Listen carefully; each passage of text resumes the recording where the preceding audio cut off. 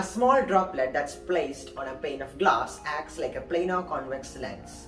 This is because a droplet bulges outwards due to surface tension, and convex lenses are bulged outwards, and convex lenses are used as magnifying lenses.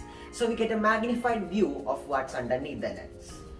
The magnification of such a lens depends upon the focal length of the lens. So let's find out the focal length using this equation. Here we have an apparatus which consists of a droplet which acts like a lens, an image which is the letter H, and a screen. The lens and the image are fixed.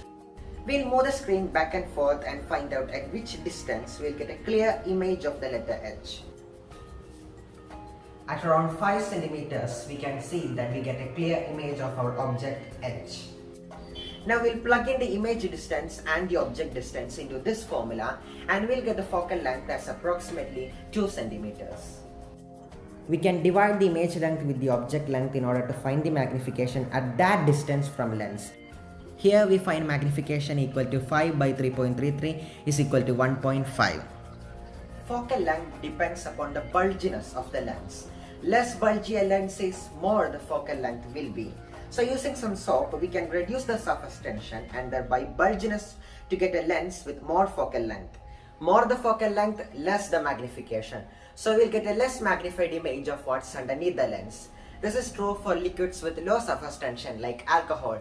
A drop of alcohol produces a less magnified image than water. Side note, focal length also depends upon the refractive index of the liquid, not just surface tension. A cool experiment you can do with a water droplet is that you can turn it into a microscope. If you point a laser light into a droplet, you'll get the magnified image of what's present in the droplet on the opposite side of the wall. Here we can see all different kinds of microorganisms that are present in one tiny droplet of water. Here you can see a rod-like microorganism, some algae. You can even see a diffraction pattern around the microorganisms that is formed by the lens. Another property of a microscope is the resolution of the microscope. Resolution is the minimum distance that can be resolved by watching through a microscope. We can find the resolution using this equation. Here we used 0.5 as the diameter of the water droplet, and the wavelength of the light was 550 nanometer as we used a green laser light, and the wavelength of a green light is 550 nanometer. We find that the resolution is 1342.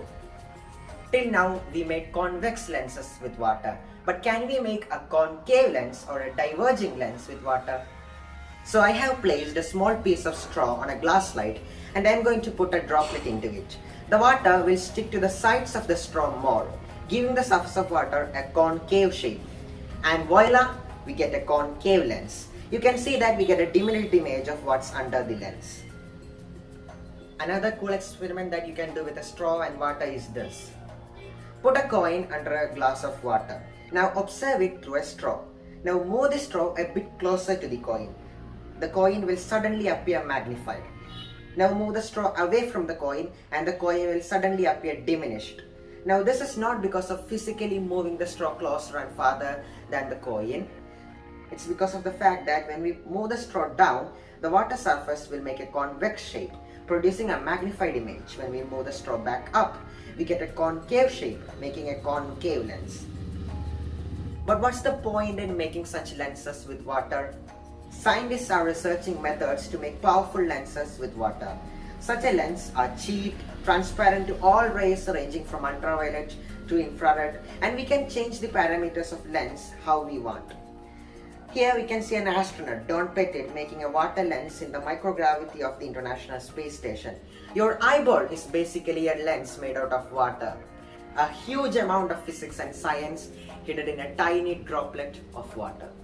Thanks for watching.